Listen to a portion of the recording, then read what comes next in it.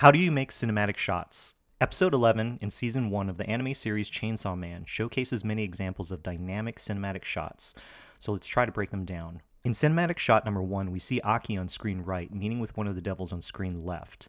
This is a flatter composition with few dynamic perspective cues, but we get a sense of spatial depth from the blurred foreground and background elements. A longer camera lens, longer than 50mm and probably closer to 90 to 100mm, is likely being used to compress the space between the foreground, midground, and background planes. The camera is right around the eye level of Aki. In cinematic shot number 2, we see an insert shot with one of the character's eyes being reflected in the liquid inside the cup. The camera is placed higher above the surface plane of the table, pointed downward toward the hand of the character holding the cup. The focus of the shot is on the reflection of the eye, which is an interesting way to take us into a new scene.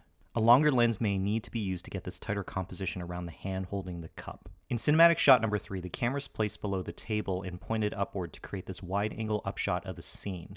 A wider angle camera lens, probably closer to 25 to 35mm, is likely being used to get this composition. We see Karibe and Makima on either side of the table, and the background grid pattern indicates a three-point perspective to this composition. The top of the frame also allows us to see the ceiling, which acts as another perspective grid that indicates spatial depth. In cinematic shot number 4, the conversation between Karibe and Makima continues with the camera now focusing on Makima's reacting and acting. The camera is placed a little below her neck and it's pointed upward, showing her in an upshot. Makima is in the center of the frame in a relatively symmetrical composition. There's a three-point perspective within the shot, and we also see the top of the ceiling within the frame. The camera lens could be closer to a 50mm lens or slightly wider to create this composition. In cinematic shot number 5, we see a composition framing a group of characters from Akani's gang.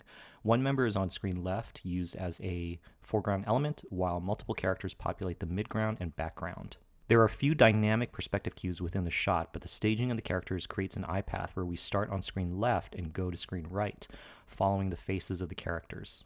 The arrangement forms an inverted triangle within the composition. In cinematic shot number 6, we see a wide-angle downshot of the scene, showing Akani and members of the gang hanging out in the room.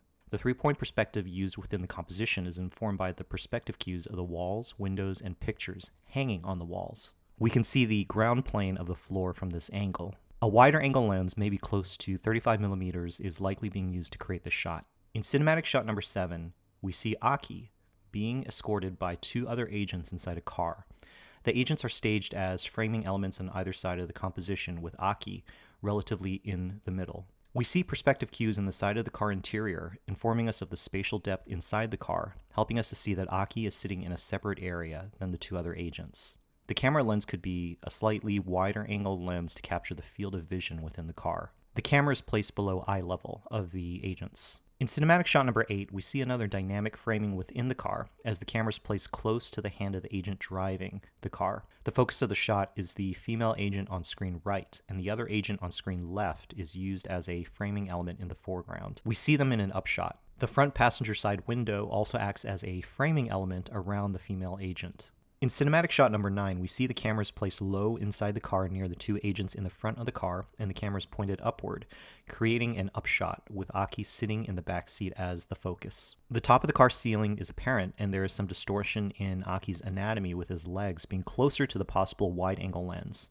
This composition helps to stretch the sense of spatial depth inside the car, making it look very expansive, which might highlight the isolation that Aki is feeling. In cinematic shot number 10, the camera cuts back to the two agents in the front of the car, but now we see them from the side. The female agent is on screen right and is used as a foreground element, while the other agent is relatively in the center of the frame and appears in a side profile view, looking towards screen left. The camera is placed a little below their eye level, and this could be a longer camera lens being used to create this composition. In cinematic shot number 11, the camera is placed high above the ground, creating a downshot, looking down at Akani and Aki in a long corridor.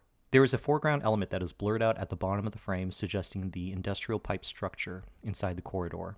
This kind of composition helps us to set context for the scene, as we see the distance between Akani and Aki, and we get a sense of their orientation toward each other and within the space. In cinematic shot number 12, the camera moves along with the action, incorporating a 3D set along with the 2D traditionally drawn animation of Aki, fighting off a supernatural threat. The camera's moving through the space, and if we looked at the actual shot in motion, we'd also see the horizon line changing in the shot because of how the camera is moving through the action. One of the effective visual highlights of the series is this combination of a 3D set along with 2D drawings, where the drawings feel grounded in the space and are changing with respect to a moving camera. So overall, these technical descriptions of each shot helps break down the elements of what makes them cinematic. The language of film, as shown in composition, lens choice, and camera movement, are well executed in this episode to heighten the drama and action.